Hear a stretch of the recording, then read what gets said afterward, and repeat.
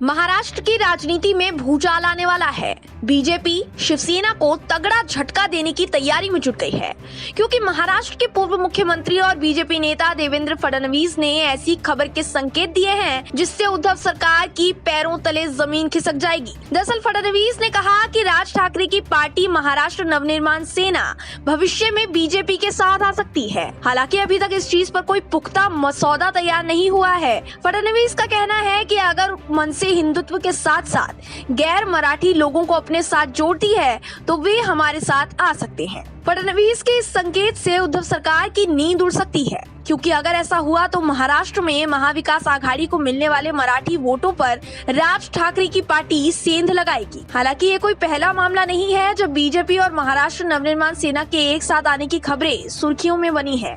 इसके पहले भी नितिन गडकरी और राज ठाकरे के बीच में वर्ली के एक होटल में मुलाकात हुई थी। तब गडकरी ने भी ऐसे ही संकेत दिए थे।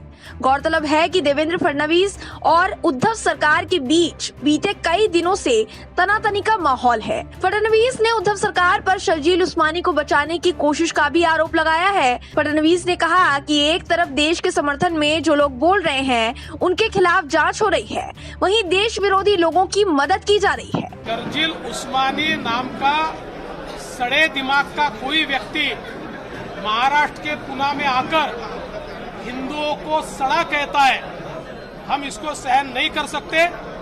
ये बिल्कुल गलत बात है। महाराष्ट्र की सरकार ने इसके ऊपर कार्रवाई करनी चाहिए। महाराष्ट्र में राज किसका है? क्या मुगलों का राज चल रहा है कि महाराष्ट्र में आकर हिंदुओं को कोई भी गाली दे दे और उसके ऊपर कोई कार्रवाई न करे? और सरकार ये पहले से जानती थी कि ये जो परिषद आयोजित की गई है, ये परिषद मात्र केवल इसलिए आयोजित की गई है कि अलग अलग समाजों में दुर्भावना पैदा हो, दो समाजों के खिलाफ बोला जाए, समाजों को गाली दी जाए और उसके माध्यम से एक प्रकार से कानून व्यवस्था का प्रश्न निर्माण हो। इसके लिए यह परिषद आयोजित की जाती है। इससे पहले भी इन्होंने यही किया है। बावजूद उसके उनको परमिशन भी दी जाती है और वहां आकर हिंदुओं को सड़ा कहने वाले इस प्रकार के लोग अगर वहां पर आते हैं और हिंदुओं को खूनी कहते हैं तो इसको सहन नहीं किया जा सकता।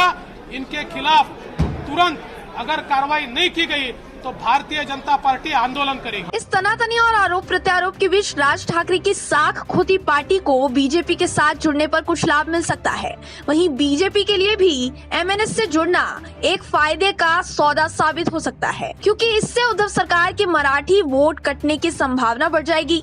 तो हो सकता है कि राज ठाकरे बीजेपी के इस निमंत्रण को ठुकराए ना, और अगर ऐसा हुआ तो बीजेपी और शिवसेना में तो टक्कर होगी ही, साथ ही एक ही खानदान के दो चश्मो चिराग के बीच भी जंग का ऐलान हो जाएगा, जो महाराष्ट्र की राजनीति में एक नए समीकरण बनने का संकेत साबित हो सकता है।